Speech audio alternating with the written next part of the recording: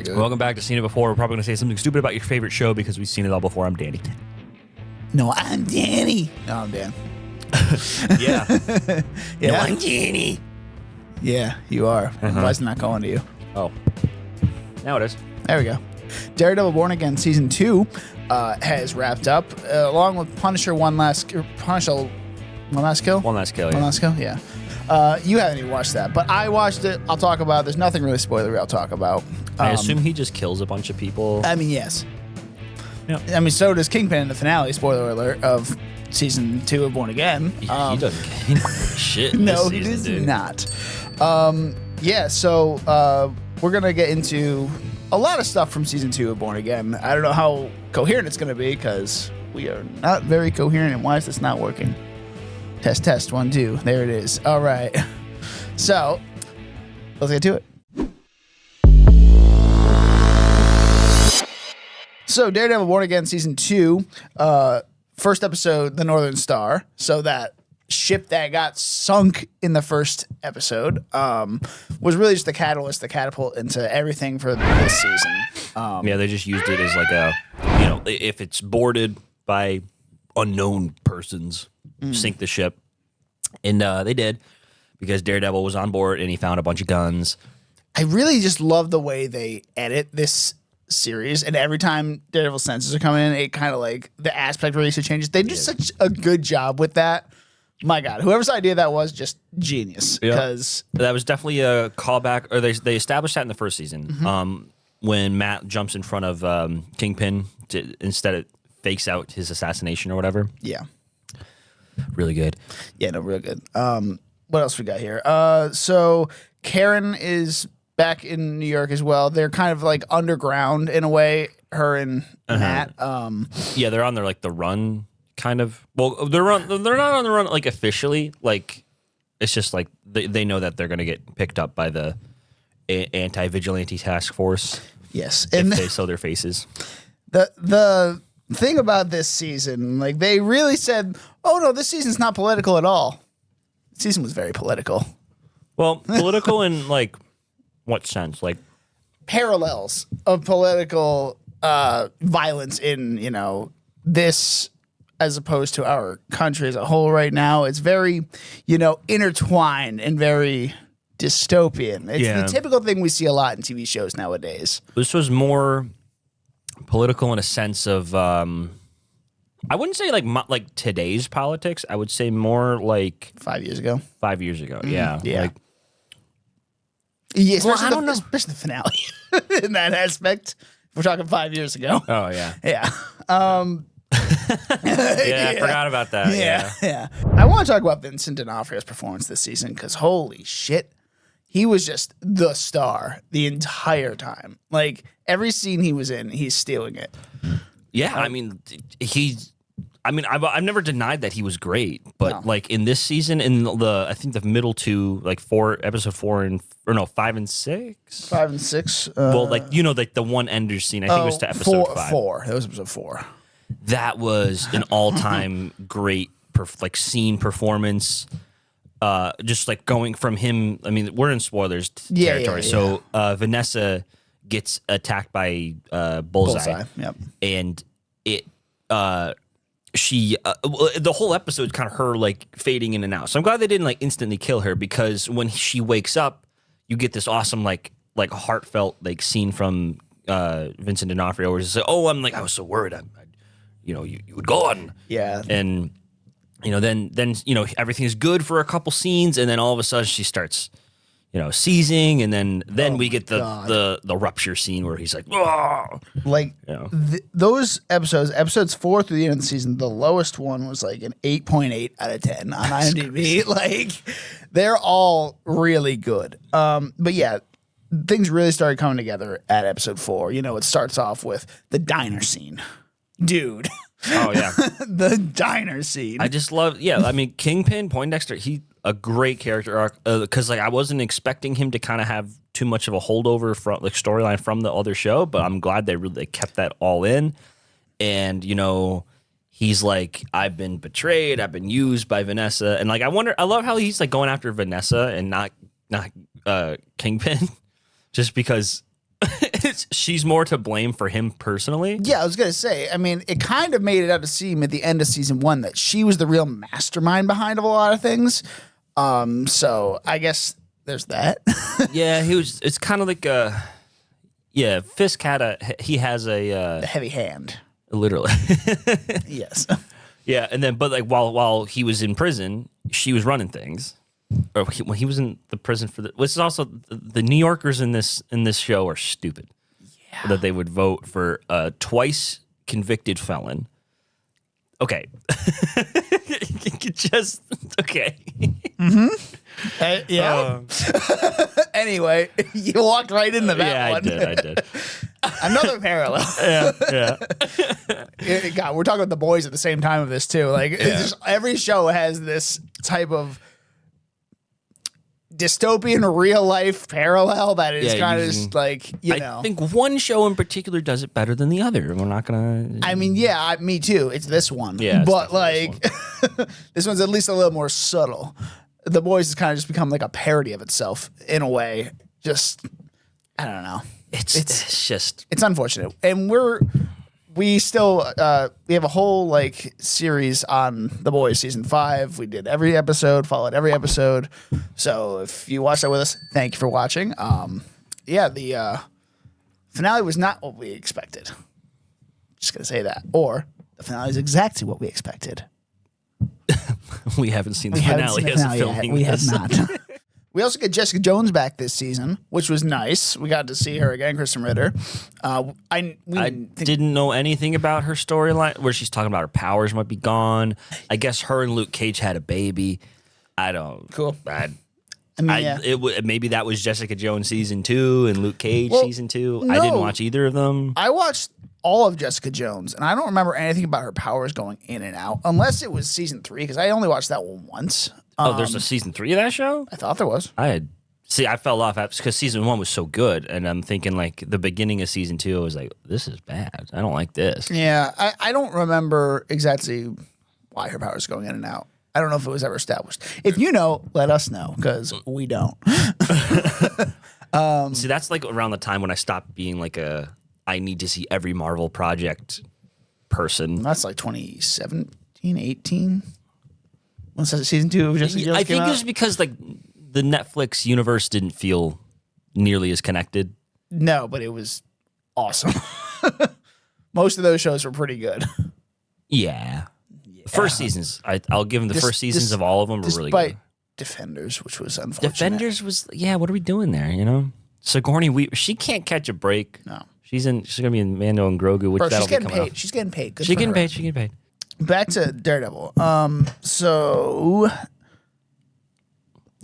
her face? Blah blah blah. What's her name? Exactly. That's what I was saying. Yep. BB? Heather Glenn. Her character. She's the lawyer. The lawyer. The lawyer. Yeah. So Heather Glenn, turning into Lady Muse by the end of the season. That.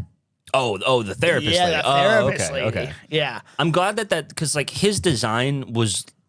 Like he's what interested me the most in the first season, and then they didn't use him like nearly as well as I thought they would. No, and then he's only into her, and I'm like, okay, what? Yeah, but they have a chance now to really right that ship with her, and I think that's a good direction for the show.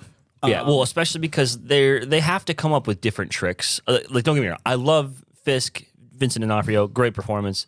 But we've seen that dynamic, I think, for 4 seasons now. Yeah, I think he's going to kind of take a backseat in this next season. Maybe we'll see him again. Maybe we won't. Well, he's already reached the height, I think. He's mayor of New York officially. I mean, they could go governor, but it's like, but now he's gone. He's out of New York. He can't come back. He got exiled, and so I think he'll come back. I don't want to see it. I want to see him maybe be involved in the Spider-Man stuff. That won't happen. I mean, according to Vincent D'Onofrio, really? The movie rights are weird with the Kingpin, and they can't get him in for the movies. It is the Spider-Man ones with Sony. I don't know how that's going to work. He could just be lying. He might be in this. Who knows? We don't know. He was in Echo. He was, but that's another TV show. Yeah. So. He's definitely in the TV universe. Who else we got? We got Buck and Daniel and BB. So Buck is such an asshole. My God. But like, I really liked his dynamic with Daniel this season. Like, I didn't know where that storyline was going. I didn't think Daniel was going to actually fucking die. He got murked, dude. He got CGI murdered. Yeah. Yeah. Because they originally shot that where he lives. So that's kind of cool that they fixed that in post. And I think it made it better.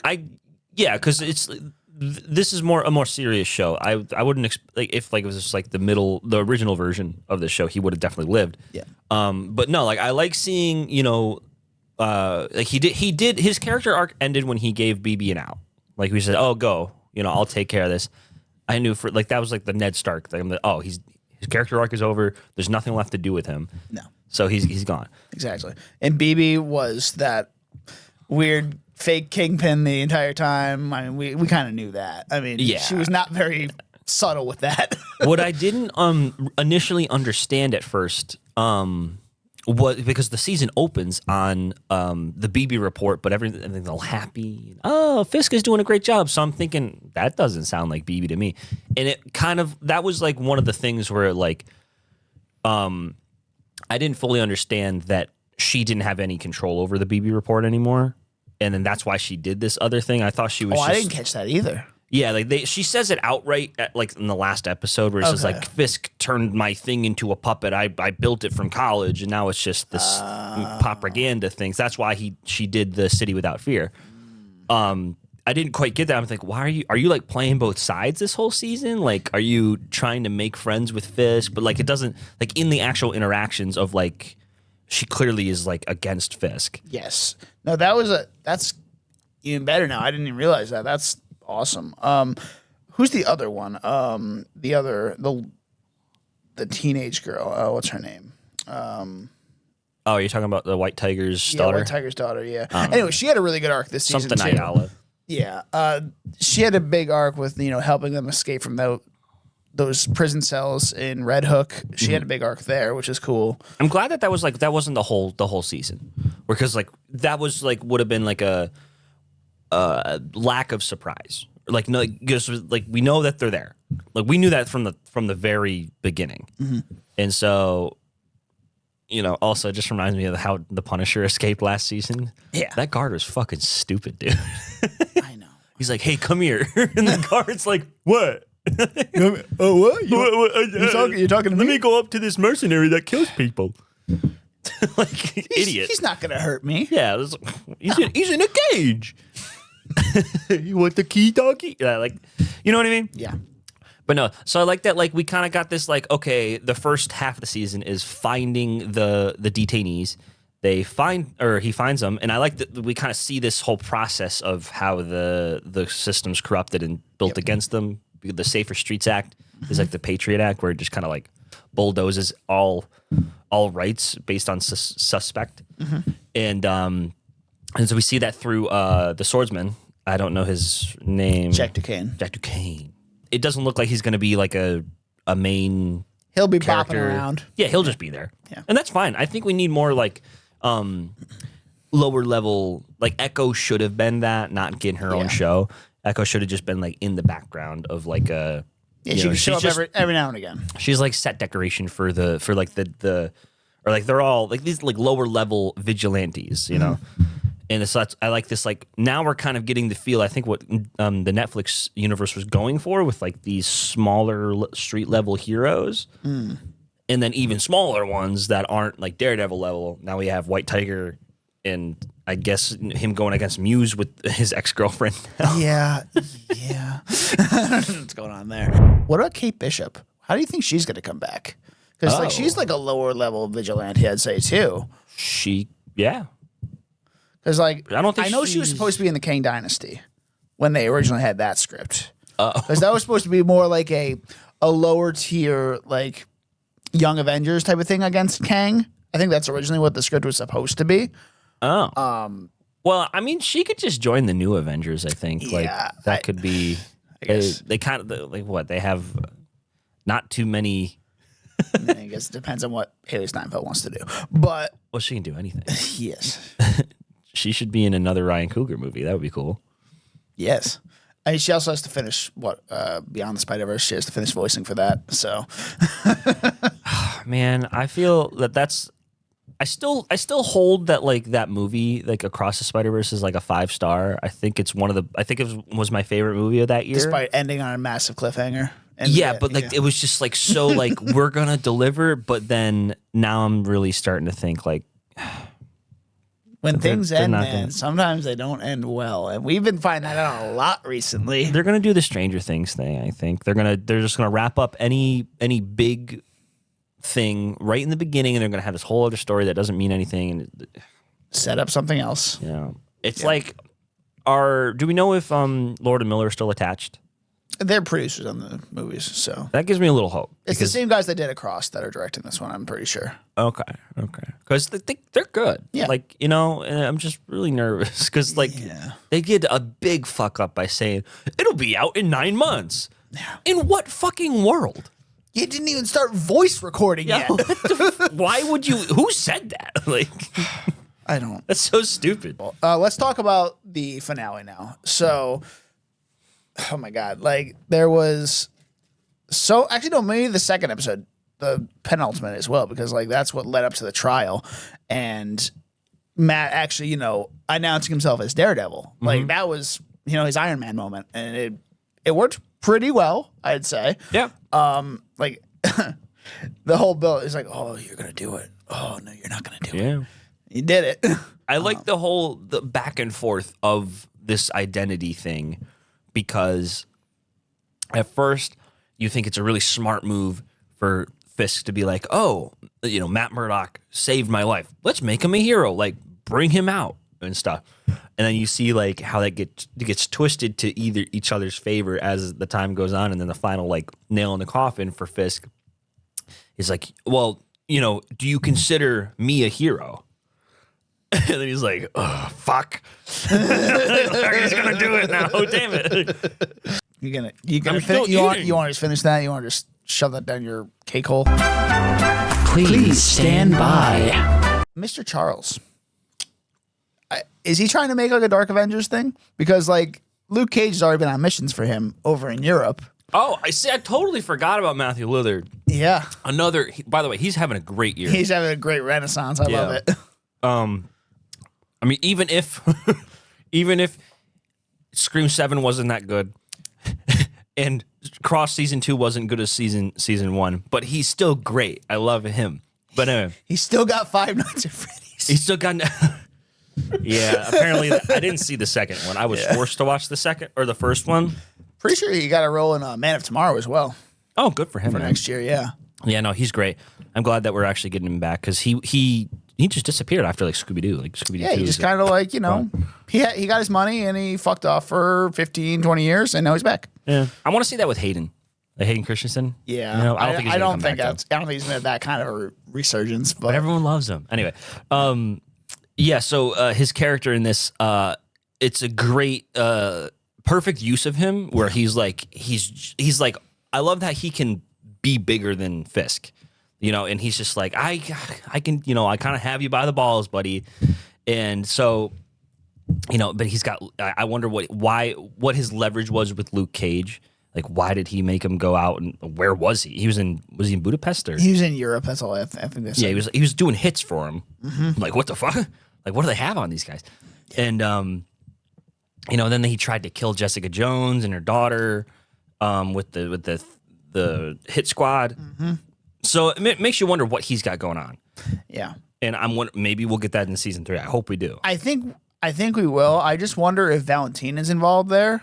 I forgot because I thought she didn't. She said, "Oh, it's the new Avengers." Yeah, so like she's in charge of them, but does she have some pull with Charles? Are they like adversaries or are they partners? Like what's going on there? Because that could be interesting either way, I'd say.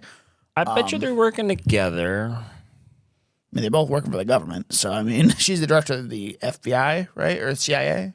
CIA, yeah. I think he was also CIA. I'm pretty sure. I couldn't remember, though. Yeah, I forget. Because they said in like episode 1 or 2. I don't remember. Yeah, so... But it makes you wonder, like, why did he need the guns, through the harbor? Why does he need that? And so is he funding terrorists? Is Luke Cage and Jessica Jones kind of under the thumb of these guys, and like they're doing like a Iran-Contra affair thing? Like, I don't know. Are they doing like a boys thing where it's like they're having like these super soldiers, or well, obviously not the exact same thing, but like the boys had like what, super soldiers in Europe, like causing mayhem, and then the boys coming into it's like like a smoke and mirrors type of thing. Yeah, it could be. Yeah, to justify their operations and stuff. Yeah, like a hoax. Could be interesting to see where they go with that. And and now because they've teased this To make the new Avengers look good. Oh my God. See, that's good. So I think, but see, now the thing is, I think we're out of this rough patch where I think, yeah, they might actually do that because this show is, in particular, is smart. And like they do stuff like that. Like they do the good things. Yeah. So, because like in this season, and this is all just like the plot wise. We didn't even really get into like Matt's character yet, where like his forgiveness of Bullseye's his big thing here, where Bullseye's like, I want to do right, I want to balance the scales, and he's like, you're a fucking idiot, I still fucking hate you, and then Karen's there. God, why do I have to save your life? Yeah. But that was always the most interesting piece of Daredevil to me. Like season 2 with his debate with Punisher on whether or not it's right to kill, and now he's got to find it in himself to forgive this guy and not take his life and not let Karen take his life because it's the righteous holy thing to do. Yeah, he's the one that killed Foggy, so I mean it's like ugh. Like, and it's a moral dilemma that is just really well done and intertwined into this show. And it's always like the big dilemma between lots of superheroes where it's like, will they kill? Will they not kill? And Spider-Man had to hold his punches to kill or to not kill Green Goblin, right? Even after he just killed Aunt May.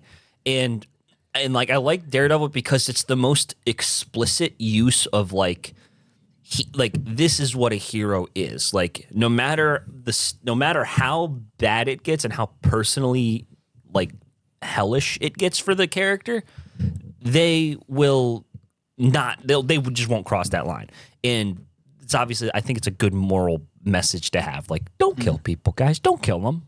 Yeah, I mean, and then that ties back to the entire overarching message of this season, where don't riot, don't like let things get out of control, or like Yeah, because he almost let that happen. Yeah, like he could have let them rip Fisk apart, but then that would be like back to like the Dark Knight thing, like don't lose the city's soul, that kind of thing. That's it. Yeah. So. And that's what I like that these writers just kind of get it. They get Daredevil. Yeah, Dario Scartapan, the showrunner, along with Benson and Moorhead, they're really good. I mean, Jesus, they've assembled quite a team, and that's looking even better for season 3. So I mean, so Matt ends up in jail at the end of this season. Smart. I'm glad that he's not off scot-free. Yeah, because also it shows another bit of the if you want to critique this shows a lot about critiquing the justice system. Clearly we've been following this guy doing everything right, but there has to be a sacrificial lamb. Yep. And he's the hero, so he's gonna do it. And I love that he's with the dickhead task force guys in there. Oh yeah. So he's definitely gonna get in a fight with them. Is that fight gonna come up in Spider-Man Brand New Day though? Because there's a big prison scene that we keep seeing in the trailers. That could has work. A lot of empty space in it. That could Is work. he trying to rescue someone? Yeah, I wonder. Because I mean, Matt, revealed his identity. Spider-Man will remember who he was. That's his lawyer. I mean, there's a lot of stuff going on there. So He's a really good lawyer. He's a really good lawyer. Speaking of Spider-Man, he's here. He's around. He just kind of stood by while Fisk took over the city. The Avengers are around. There's like this actual dictator in New York. Yeah. And they did nothing. So they're trying to keep the TV and movie universe separate. Yeah. And I think I understand the difficulty there. And that's suspension of disbelief. It's just a little annoying. Yeah, I know. It's very annoying. But what are you going to do? Yeah. Other things we had to look forward to are... Well, before we get to season 3 of Daredevil, actually, let's talk about Punisher One Last Kill. I'm not going to spoil anything for you because there's not much to really spoil. But it starts off with, a really good thing with Frank Castle. He's, down on his luck. It does not pick up right after the Cage thing from season 1. So this, I believe it takes place the furthest we've seen into the MCU at this point. So right before Brand New Day, I think, is where they're going with. So Frank is down on his luck, drinking, trying to rebuild himself. He goes and visits his family at the graveyard and the cemetery and almost takes his own life, basically, until he sees the vision of his daughter, which is actually John Bernthal's daughter, which is cool. So it's a good redemption arc that he has kind of in this 44-minute episode. And then it just goes, Ma Nucci is the villain. She's the Nucci family is some crime family that all of her boys were killed by the Punisher. Oh, was that beginning of season 2? I don't remember. Where he just I haven't been able to do research on it yet. Yeah. I just watched it this morning. I don't know. Possibly, but her whole family was killed by him, and she's acting for revenge here. She's sending at, I think, she's at 6:47 p.m. She's going to send all these hoodlums after him, a la John Wick, to kill him, basically. And then there's just straight up 20 minutes of straight up violence. It's insane. Yeah. A lot of stuff is really well done. There's one glaring CGI issue, but I saw it. Yeah. He falls off the roof or something. Yeah. It's pretty glaring. But other than that, it's really well done. With John Bernthal also partially writing this along with that bear episode, it's pretty good. He's kind of a good writer, I think, or at least he has some good ideas, because I'm pretty sure I might have brought this up on the podcast, but did you hear about his idea for the end of The Walking Dead season 2? Where that's obviously the season where Shane, his character, dies. Mm-hmm. And there's been this whole build up between Rick and Shane of they're gonna end up killing each other, basically. Mm-hmm. Who's gonna be the leader? And it comes to this confrontation out in the field, and how it happens in the show is I think they both put their guns down. They hug, and then Rick stabs Shane and kills him. Oh. Yeah. Is this before or after Herschel dies? It was before. Okay. Yeah, no. This is on the farm, on Herschel's farm, before they have to leave. So there's a big horde coming, and so Rick in the show, Rick, or in the actual how it happens, Rick stabs Shane. Yeah. But what they were gonna do was have Shane drop his gun, Rick stabs him and kills him, and Rick loses his gun or something. I forgot exactly how that, but he picks up Shane's gun and he goes to shoot one of the zombies, and it's empty. So Shane was never gonna kill Rick. Oh man! And I thought that was such a genius idea. They should have done that, but they just didn't. But apparently that was John Bernthal's original idea that he pitched to them. As for Daredevil season 3, I think it's gonna be a Defenders reboot, basically. I think we're getting all of them back. Well, with or without Iron Fist? With Iron Fist. With the same guy? Mm-hmm. Okay. Finn Jones, I think we're going to get him back too. I didn't have a problem with him. It was just the writing. Yeah. Yeah, that was towards the end of Netflix. That they just kind of apparently didn't really care. Yeah. I think we're getting the band back together. And I mean, it's not the idea. I like the idea. A street level Avengers, that's a cool thing. It's hard to do it, I think, in this context of, Spider-Man Brave New Day is coming out. It's clearly in New York. Mm-hmm. You know what I mean? If you have this other Avengers team in New York and Spider-Man's just, I have nobody. It's right there, dude. I know. But they can't make Spider-Man part of that because it's Spider-Man. Yeah. So I don't think after Daredevil being in jail now, I don't think Jessica Jones or Luke Cage are going to be in a rush to get him out of jail in season 3. Unless he gets broken out by Spider-Man, obviously. But we'll see what happens there. I mean, it's all up in the air. I don't know what they're going to do. Yeah. But I'd like to see the Defenders storyline done well. Yeah, me too.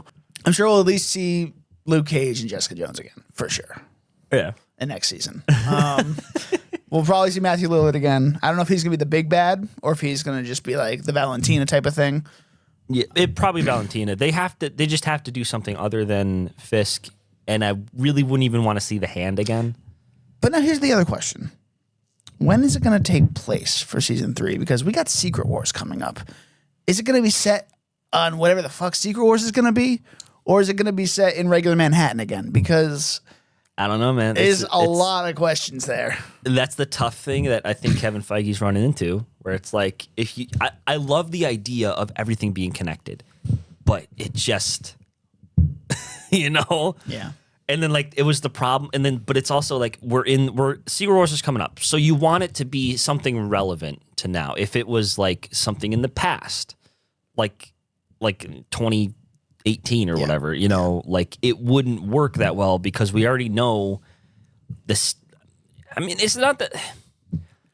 It's hard to explain. You're doing a prequel, and like the main criticism of prequels is that like what's going to happen, but like great prequels know how to get around that issue. The thing is, it has to be it can't be a plot, like riding on the plot. It needs to be more based on the character. Mm-hmm. And that's why, like, the Star Wars prequels, every time I watch Revenge of the Sith, I'm like, I rewatch it all the time because I care about Anakin as a character. And watching Order 66 happen is heartbreaking. And it's a good emotional character-based thing instead of just plot-wise of, like, this happens and this happens. So, what's going to happen. So that's the problem with Black Widow, right? Yeah. Like, she's already dead. Why do we have her solo movie now? I think that was just them trying to multiverse saga. They wanted to do a Black Widow movie probably for a while, and that was the only place they could really fit it in. It would have worked so much better. It was fine, but I think it worked better as a setup for Yelena because she is now the Black Widow, basically. So, I mean... Oh, yeah. I think the movie was more about her than it was for ScarJo. ScarJo was just like a passing of the torch type of thing. I think that's more what that movie was about than anything else. Yeah. But it's I can just see that like that was like when they're in their messy kind of they're just trying to do stuff. 2022 to 2024, real fucking messy. Yeah. So like clearly I think it would have just been better if I mean, fuck it, just release if they had gotten Black Widow off the ground in 2018, I think it would have worked great because well, I think they had a solid plan though for like the actual, Infinity Saga, and it really does. I mean, it does kind of fit in there, but well, yeah, I know, but like, okay, so you have the Captain Marvel, then you have Ant-Man and the Wasp. Just throw in Black Widow. Well, the problem is Captain Marvel was right before Endgame. That was right before Endgame that came out, and then Ant-Man and the Wasp was after Endgame. Yeah, it's tough. Maybe it could have gone in November, but I think they wanted a gap between Ant-Man and the Wasp, and then, whatever the hell came after that. See, but the thing... Far From Home. Shit, we had that too. That was afterwards. Wow, I keep forgetting how... Yeah. That was the end of the Infinity Saga, apparently. Yeah, that's right. Yeah, it's like an epilogue kind of thing. Yeah. Anyway, Daredevil Season 3, though. Daredevil Season 2, I think, one of the best Marvel seasons here, like that they've made. Disney in particular has made. Peak. Yeah. Yeah. No. If this is the direction they're going for TV shows like Wonder Man and Daredevil, like that is great. I forgot about Wonder Man. Wonder Man was so good. It had no right to be that good. No, and I think Vision Quest is going to surprise a lot of people too. I was surprised by WandaVision. Yeah. So. And Vision Quest, I mean, like, it looks cerebral in a way of like, we're getting all these AIs and human versions of them, and there's probably gonna be like a lot of, dialogue on depression and like personalities, and it's gonna be a different type of show. That's good. I think Marvel is doing great with these kind of. I mean, not that Daredevil's. I think they figured out TV. I think they figured out TV. Yeah, WandaVision, except for the last episode, I think was one of their best shows. And then they did the standard Marvel fare with Falcon and Winter Soldier, which was fine. It was a fine show. It should have been a movie. That would have been Well, yeah. Replace whatever the fuck Brave New World was with that show as a movie. Yeah, that just makes sense to me. Maybe just cut the Red Hulk line. Like, we don't need that. Just make John Walker the villain. Just make him the villain of the movie, and it's just like it works. Yeah, make it. So yeah, and then that would actually add more credence to the Thunderbolts. And then I mean, it they also- could change Thunderbolts a little bit with that, but like it would still have the same message. We're Monday morning quarterbacking right here, so like Yeah, I know. It is what it is. Like, can't change it, but like that would have been cool. Anyway, I think we're kind of wrapping up this Daredevil chat here. Yeah, I think the sky's the limit with the Daredevil stuff right now. Like, it's really good. Yeah. Oh, another thing that Daredevil's technically in the show. Your Friendly Neighborhood Spider-Man. Yeah, have you seen it? No. You should. I know they're getting a second season coming up It's this year honestly, too. it's really good. Okay. It had no right to be that good. Sure. I mean, I'll check it out. But I also haven't watched X-Men 97, so What? yeah. Oh my, I got a lot to oh watch. my god! I did start X-Men watching. 97 I is. did start watching the Scrubs reboot finally. Yeah, is that good? It's fun. Okay. I only watched the first episode, but it was fun. I rewatched It was the whole. directed by Zach Braff. That doesn't. That's neither good nor bad. Yeah, it's fine. It's fine. Anyway, It's Zach Braff. he's doing stuff. Yeah. Anyway, but yeah. So Daredevil, overall, really good season. I got nothing else to say. That's about it. it. Anyway, yeah. So we're Seen It Before. You can find us on Instagram and TikTok with @SeenItBeforecast. That's SCNE It Beforecast. And you can find me on Letterboxd with DonutMan96. I'm Dan. I am Danny. You can find me on Instagram at Danny_Was. My letterbox is serialized at DJ Was. And that's it. All right. Next week I'll say my YouTube channel, but On Mandalorian and Grogu next week. yeah, I'm so excited. The reviews are mixed, so that's what we expected. The reviews are mixed. I'm gonna end up on the negative side. Well, knowing you, yes, you are. Maybe I'll try to see it in a positive light, but like it's kind of hard to justify that. Are right the now. positive reviews saying, "Oh, it's fun"? Yep. It's gonna be a shit. It's gonna be a piece of shit movie. It's fun. Well, here's a glimpse into next week, folks. So yeah, stick with us for that. We'll see you next time.